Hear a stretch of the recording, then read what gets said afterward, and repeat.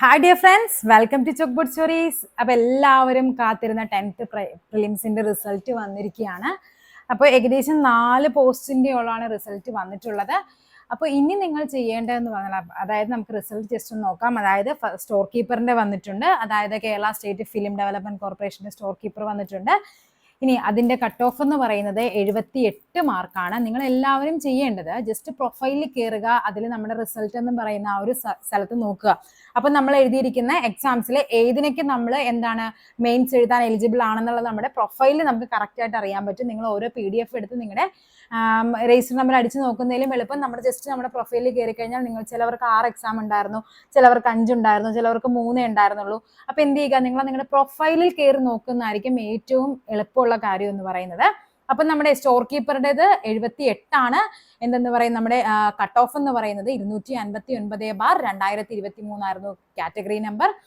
Okay, പിന്നെ വന്നിരുന്നത് നമ്മുടെ ഒത്തിരി പേര്, ഏറ്റവും കൂടുതൽ ആൾക്കാർ അപ്ലൈ ചെയ്തിരുന്ന എക്സാം ആണ് ഓഫീസ് അറ്റൻഡ്, സെക്രട്ടേറിയറ്റ് OAയുടേത്. സെക്രട്ടേറിയറ്റിന്റെ അതേപോലെ കണ്ടോ, നമ്മുടെ കേരള PSCയിലേക്ക് OA പോസ്റ്റിനേക്ക് വേണ്ടിയിട്ടുള്ളതായിരുന്നു.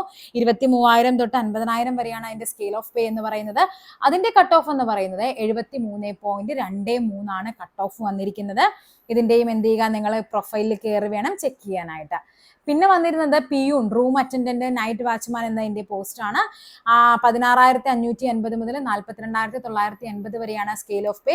അതിന്റെ കട്ട് ഓഫ് നോക്കിക്കേ 1.2469. കുറച്ച് പേരെന്തോ അപ്ലൈ ചെയ്തിട്ടുള്ളൂ, കുറച്ച് പേര് റാങ്ക് ലിസ്റ്റിൽ ഉള്ളൂ, വളരെ കുറച്ച് പേരാണ് റാങ്ക് ലിസ്റ്റിൽ വന്നിരിക്കുന്നത്. അതിൽ നോക്കിക്കേ 1.24 മാർക്ക് കിട്ടിയിരിക്കുന്നവർ വരെ എന്ത് ചെയ്തിട്ടുണ്ട്, അതിന് ആപ്റ്റ് ആയിട്ടുണ്ട്. നെക്സ്റ്റ് വന്നിരിക്കുന്നത് store keeper state wide post ആണ്. കേരള സ്റ്റേറ്റ് പൗൾട്രി ഫാമിങ്ങിന്റെ ആണ്.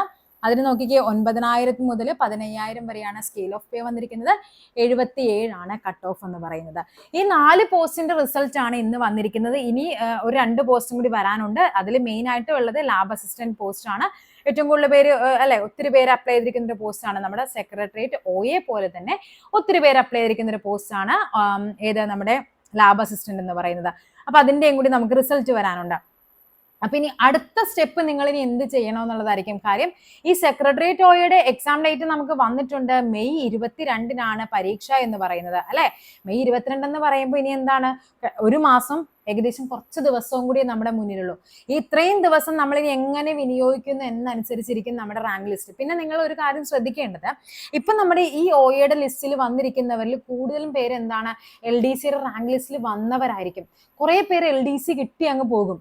അപ്പൊ നമുക്കൊരു സ്കോപ്പ് ഉണ്ട് അവിടെ. കിട്ടാത്തവർക്ക് LDC കിട്ടാത്തവർക്ക്, LDCയുടെ സപ്ലൈ ലിസ്റ്റിൽ വന്നവരുണ്ട്, അല്ലെ? ജസ്റ്റ് കട്ട് ഓഫ് കടക്കാതെ പോയവരുണ്ട്.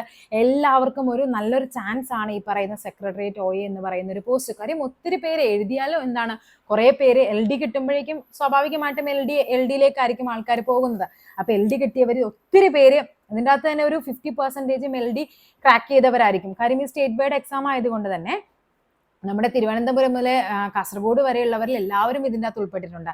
അതിൽ ഒരു പകുതിയോളം പേരെന്തായിരിക്കും LD ക്രാക്ക് ചെയ്ത് മെയിൻ ലിസ്റ്റിൽ വന്നവരും സപ്ലിമെന്ററി ലിസ്റ്റ് വന്നവരൊക്കെ ആയിരിക്കും. മെയിൻ ലിസ്റ്റിൽ വന്നവർ സേഫ് ആണ്, വലിയ കുഴപ്പമില്ല. അതിൽ തന്നെ സപ്ലിമെന്ററി ലിസ്റ്റ് വന്നവർക്കൊക്കെ ഇതൊരു നല്ലൊരു ചാൻസ് ആണ്. കാര്യം നമ്മൾ ഓൾറെഡി പഠിച്ച് നമ്മുടെ തലയിൽ എന്തൊക്കെയോ ഉണ്ട്, അല്ലെ? നമ്മൾ അത് ഒന്നുകൂടെ ഒന്ന് ബ്രഷപ്പ് ചെയ്ത് എടുത്താൽ മതി. ഒന്നുകൂടെ നമ്മൾ ആ പഠിച്ചതിൽ എവിടെയൊക്കെയോ കുറെ മിസ്റ്റേക്കുകൾ വന്നിട്ടുണ്ട്. അതുകൊണ്ടാണ് ചിലപ്പോൾ നമ്മൾ സപ്ലൈ വന്നത്, അല്ലെങ്കിൽ കട്ട് ഓഫിന്റെ അടുത്ത് വന്നത്. അപ്പൊ നമ്മൾ എന്ത് ചെയ്യുക, ഒന്നുകൂടെ അതിനൊന്ന് പൊടി തട്ടി എടുത്താൽ മതി. പഠിച്ച കാര്യങ്ങൾ വിട്ട് കളയരുത്. ഇനി ഇപ്പം അടുത്തത്, ഇപ്പൊ നിങ്ങൾ ഇല്ലാത്തവർ, ഇതിൽ ഒന്നും പെടാത്തവരുണ്ടാകും. ചിലപ്പോൾ നമ്മുടെ ഈ ലിസ്റ്റിൽ ഈ 4 എണ്ണത്തിലും വരാത്തവരുണ്ടാകും. നിങ്ങൾ ഒട്ടും വിഷമിക്കരുത്. കാര്യം അടുത്ത VFA വരുന്നുണ്ട്. അതേപോലെ തന്നെ അങ്ങനെ ഒത്തിരി പോസ്റ്റ്, യൂണിഫോം പോസ്റ്റുകൾ ഒത്തിരി വരുന്നുണ്ട്. നിങ്ങൾ അതുകൊണ്ട് പഠനം എന്ന കാര്യം, PSC എന്ന് പറയുമ്പോൾ നിങ്ങൾ എന്ത് ചെയ്യുക, ജോലി കിട്ടും വരെ പഠിക്കുക. അല്ലാണ്ട് ഒന്നെഴുതി 2 എഴുതി കിട്ടിയില്ല എന്ന് കരുതി വിട്ട് കളയരുത്. നിങ്ങൾ ജോലി കിട്ടും വരെ പഠിക്കുക. ഓക്കെ, അപ്പൊ ഇനി നിങ്ങൾ ചെയ്യേണ്ടതെന്ന് പറഞ്ഞാൽ മാക്സിമം പ്രീവിയസ് ക്വസ്റ്റ്യൻസും 2024 വർഷത്തെയും 25 വർഷത്തേക്ക് ക്വസ്റ്റ്യൻ പേപ്പർ നന്നായിട്ട് അനലൈസ് ചെയ്ത് കീറി മുറിച്ച് നിങ്ങൾ പഠിക്കുക. അതിന്റെ 2024 ഓരോ ക്വസ്റ്റ്യൻ പേപ്പർ വൈസ്, ഓരോ സബ്ജക്ട് വൈസ് ആയിട്ട് ഞാൻ ക്വസ്റ്റ്യൻ പേപ്പർ അനലൈസ് ചെയ്ത് വീഡിയോ ഇട്ടിട്ടുണ്ട്. താല്പര്യമുള്ളവർ കയറി കണ്ടു നോക്കുക. അല്ലാത്തവർ എന്ത് ചെയ്യുക, നിങ്ങളുടെ കയ്യിൽ എന്താണോ സോഴ്സ് ഉള്ളത്, അത് റാങ്ക് ഫയൽ ആയിക്കോട്ടെ, അല്ലെങ്കിൽ ഏതെങ്കിലും ഓൺലൈൻ ക്ലാസ് ആയിക്കോട്ടെ, എന്തോ ആയിക്കോട്ടെ, അത് വെച്ച് നല്ല രീതിക്ക് പഠിക്കാൻ ശ്രമിക്കുക. അപ്പൊ എന്ത് ചെയ്യുക, മെയ് 22 എക്സാമിന് വേണ്ടി ഇപ്പോഴേ എല്ലാവരും നല്ല കട്ടക്ക് പഠിച്ചു പോയിക്കോ. കാര്യം നമുക്ക് നല്ലൊരു പോസ്റ്റാണ് വന്നിരിക്കുന്നത്. അപ്പോൾ എല്ലാവർക്കും ഒരിക്കൽ കൂടി ഓൾ ദ ബെസ്റ്റ്. ഈ ലിസ്റ്റിൽ ഷോർട്ട് ലിസ്റ്റിൽ വന്നിരിക്കുന്നവർക്ക് എല്ലാവർക്കും കൺഗ്രാജുലേഷൻ. അതേപോലെ തന്നെ അടുത്ത മെയിൻസ് ഇതേപോലെ തന്നെ നല്ല അടിപൊളിയായിട്ട് ക്രാക്ക് ചെയ്യാനായിട്ട് പറ്റട്ടെ എല്ലാവർക്കും.